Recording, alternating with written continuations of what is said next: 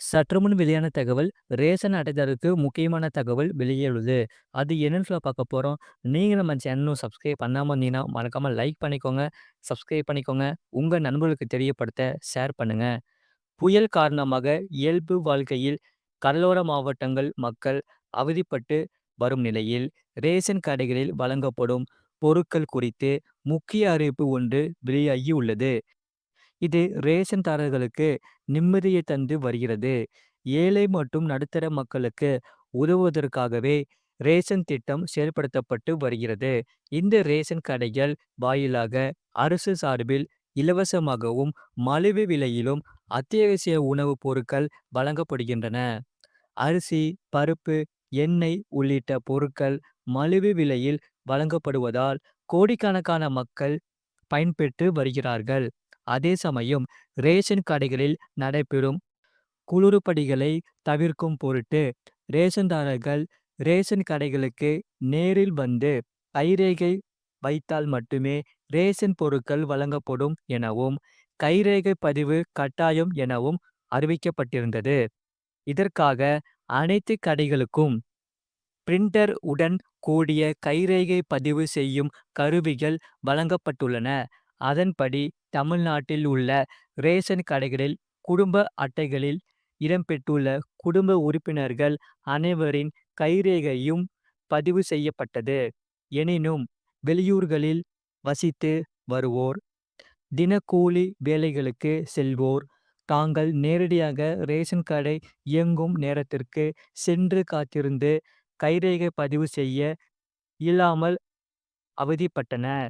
இதையடுத்துதான் கைரேகை பதிவதற்காக ரேஷன் கடைகளுக்கு வரும்படி யாரையும் கட்டாயப்படுத்தக் கூடாது என்றும், குடும்ப அட்டைதாரர்களின் வீட்டிற்கு சென்று கைரேகை பதிவு செய்யும் பணியை ஊழியர்கள் முடிக்க வேண்டும் என்றும் கடந்த பிப்ரவரி மாதம் தமிழக அரசின் சார்பில் ரேஷன் கடை பணியாளர்களுக்கு அறிவிக்கப்பட்டிருந்தது. இந்நிலையில் சமீபத்தில் பெய்த பெங்கல் புயலால் கடலோர மாவட்டங்களில் அதிக பாதிப்பு ஏற்பட்டுள்ளன. குறிப்பாக விழுப்புரம், கடலூர் உள்ளிட்ட மாவட்டங்களில் பெய்த கனமழையால் பல மாவட்டங்களில் வெள்ளப்பெருக்கு ஏற்பட்டுள்ளது. இதனால் தொலைத்தொடர்பு சேவை பாதிக்கப்பட்டிருப்பதால் ரேஷன் கடைகளில் விரல் ரேகை சரிபார்ப்பில் தாமதம் ஏற்படுகிறது. எனவே கார்டுதாரர்கள் பொருட்கள் வாங்க அதிக நேரம் காத்திருக்கும் நிலைமையும் ஏற்பட்டுள்ளது. இதனால்தான் விரல் ரேகை சரிபார்ப்பில் ஒப்புதல் அளிப்பதில் தாமதம் ஏற்பட்டாலும், விரல் ரேகை பதிவாகவில்லை என்றாலும் கார்டுதாரர்களை திரும்பி அனுப்பாமல் கார்டு ஸ்கேன் செய்து பொருட்களை விரைவாக வழங்குமாறு ரேஷன் ஊழியர்களை உணவுத்துறை அறிவுறுத்தியுள்ளது. இது மழையால் பாதிக்கப்பட்ட மக்களுக்கு மிகுந்த நிம்மதியை தந்து வருகிறது. கடந்த திங்கட்கிழமையன்று பாயிண்ட் ஆப் சேல் கருவியில் கைரேகை பதிவில் பிரச்சனை ஏற்பட்டதாக சொன்னார்கள். பிறகு செவ்வாய்க்கிழமையும் அதே பிரச்சனை ஏற்பட்டதால் பொதுமக்களால் ரேஷன் பொருட்களை கடைகளில் வாங்க முடியாமல் திரும்பி செல்லும் நிலைமை ஏற்பட்டது. ஆனால் ரேஷன் அட்டைகளுடன் ஆதார் எண்களை இணைப்பதற்கு பயன்படுத்தப்பட்டுள்ள சாப்ட்வேரில் பிரச்சனை ஏற்பட்டுள்ளதாகவும், விரைவில் சரி செய்யப்படும் என்று ஊழியர்கள் நம்பிக்கை தெரிவித்திருந்தது குறிப்பிடத்தக்கது. அது மட்டும் இல்லாமல் 2 மாதம் ரேஷன் இலவசம். விழுப்புரம், கள்ளக்குறிச்சி மாவட்டங்களில் பெய்த கனமழையால் வெள்ளப்பெருக்கு ஏற்பட்டது.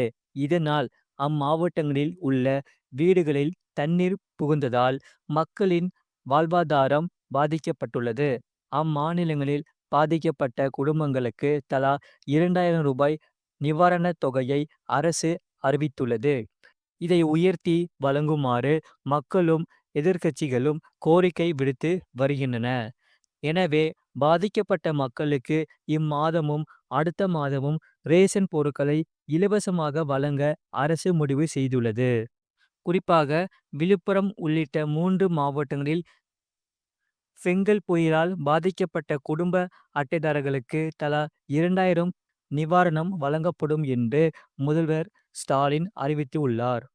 இது குறித்து தமிழக அரசு வெளியிட்டுள்ள அறிக்கையில், தமிழகத்தில் நவம்பர் 30 முதல் வீசத் தொடங்கிய ஃபெங்கல் புயலின் காரணமாக பரவலான மற்றும் கடுமையான மழை பொழிவு தமிழகத்தின் வட மாநிலங்களில் பெறப்பட்டது. குறிப்பாக விழுப்புரம், கள்ளக்குறிச்சி, கடலூர் ஆகிய மாவட்டங்களில் இதன் தாக்கம் மிக அதிகமாக இருந்தது. திருவண்ணாமலை, தருமபுரி, கிருஷ்ணகிரி ஆகிய மாவட்டங்களின் பல பகுதிகளிலும் மழையின் அளவு வழக்கத்தை விட மிக அதிகமாக இருந்தது. இதுவரை இல்லாத அளவிற்கு பெரும் மழை பொழிவு ஏற்பட்டு பொது மக்களுக்கு பாதிப்புகளை ஏற்படுத்தியுள்ளதோடு, தமிழகத்தின் வட மாநிலங்களில் பெரும் பகுதி விளைநிலங்களை வெள்ளத்தில் மூழ்கடித்துள்ளது. அத்துடன் மேற்படி மாவட்டங்களில் பெரும்பாலான பகுதிகளில் சாலைகள், பாலங்கள், மின்கம்பங்கள், மின்மாற்றிகள், பொது கட்டணங்கள் போன்ற உள்கட்டமைப்பு வசதிகளும் மற்றும் பொதுமக்களின் வாழ்வாதாரமும் பாதிக்கப்பட்டுள்ள நிலையில் மீட்பு மற்றும் சீரமைப்பு பணிகள் துரிதப்படுத்தப்பட்டு வருகின்றன. அங்கு ஃபெங்கல் புயலின் தாக்கத்தையும் பாதிக்கப்பட்ட செங்கல்பட்டு மற்றும் விழுப்புரம் மாவட்டங்களில் சுற்றுப்பயணம் செய்து மீட்பு மற்றும் நிவாரண நடவடிக்கைகளையும் முதல்வர் ஸ்டாலின் நேரில் ஆய்வு செய்தார். இந்த ஆய்வின் போது பொதுமக்கள் மற்றும் அலுவலர்களிடம் பாதிப்பு விவரங்களையும் மேற்கொள்ளப்பட்டு வரும் நடவடிக்கைகள் குறித்தும் கேட்டறிந்து தேவையான அறிவுரைகளை வழங்கினார். துணை முதல்வர், அமைச்சர்களும் இம்மாவட்டங்களின் பாதிக்கப்பட்ட பகுதிகளுக்கு நேரடியாக சென்று நிவாரண நடவடிக்கைகளை ஒருங்கிணைந்து துரிதப்படுத்தி வருகிறார்கள். இந்நிலையில் மு.க.ஸ்டாலின் விழுப்புரம், கள்ளக்குறிச்சி, திருவண்ணாமலை மற்றும் கடலூர் மாவட்டங்களில் நிவாரண பணிகளை மேற்பார்வையிட்டு வரும் துணை முதல்வர் மற்றும் அமைச்சர்களை காணொலி வாயிலாக தொடர்பு கொண்டு தற்போதைய நிலைமை கேட்டறிந்தார். பின்னர் ஃபெங்கல் புயல் மற்றும் மழை வெள்ளத்தால் பாதிக்கப்பட்ட மக்களுக்கு நிவாரண உதவிகள் வழங்குவது தொடர்பான ஆலோசனை கூட்டம் நடத்தப்பட்டது. இக்கூட்டத்தில் புயலால் பாதிக்கப்பட்ட விழுப்புரம், கள்ளக்குறிச்சி, திருவண்ணாமலை, கடலூர், தருமபுரி மற்றும் கிருஷ்ணகிரி மாவட்டங்களில் பின்வரும் நிவாரண உதவிகள்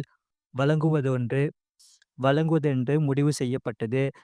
புயல் வெள்ளத்தினால் உயிரிழந்தவர்களின் குடும்பத்திற்கு இழப்பீடு தொகையாக 5 லட்சம் ரூபாய், சேதமடைந்த குடிசைகளுக்கு இழப்பீடு தொகையாக 10,000 வழங்கிடவும், முழுமையாக சேதமடைந்த குடிசைகளுக்கு கலைஞர் கனவு இல்ல திட்டத்தில் வீடு கட்டுவதற்கு முன்னுரிமை, மழையினால் பாதிக்கப்பட்ட 33 விழுக்காடு மற்றும் அதற்கு மேலாக நெற்பயிர் உள்ளிட்ட இறப்பை பாசன பயிர்களுக்கு ஹெக்டார் ஒன்றுக்கு ரூபாய் 17,000, பல்லாண்டு பயிர்கள் மற்றும் மரங்கள் சேதமுற்ற பின் 33 விழுக்காடு மற்றும் அதற்கு மேலாக இழப்பீடாக ஒருவருக்கு ரூபாய் 22,500, மழையினால் பாதிக்கப்பட்ட 33 விழுக்காடு மற்றும் அதற்கு மேலாக மானாவாரி பயிர்களுக்கு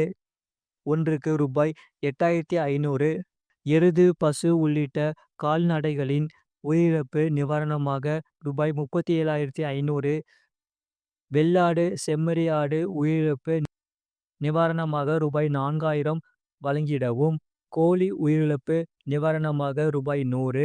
அதி கனமழையின் காரணமாக கடுமையான மழைப்பொழிவினை சந்தித்துள்ள விழுப்புரம், கடலூர் மற்றும் கள்ளக்குறிச்சி ஆகிய மாவட்டங்களில் 2 நாட்களுக்கு மேல் மழை வெள்ளம் சூழ்ந்து வாழ்வாதாரம் பாதிக்கப்பட்ட குடும்பங்களுக்கு குடும்ப அட்டை அடிப்படையில் நிவாரணமாக ரூபாய் 2,000 வழங்கிடவும் உத்தரவிடப்பட்டுள்ளது.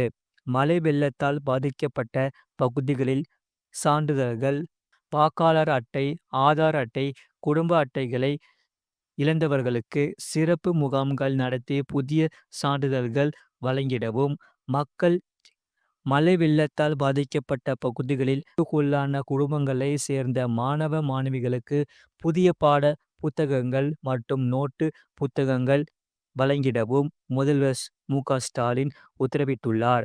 நிவாரணம் வழங்குவது தொடர்பாக தருமபுரி, கிருஷ்ணகிரி, திருவண்ணாமலை ஆகிய மாவட்ட கலெக்டர்கள் தங்கள் மாவட்டங்களில் கடுமையாக பாதிக்கப்பட்ட பகுதிகளின் விவரங்களை அரசுக்கு அனுப்பி வைத்திட அறிவிக்கப்பட்டுள்ளது.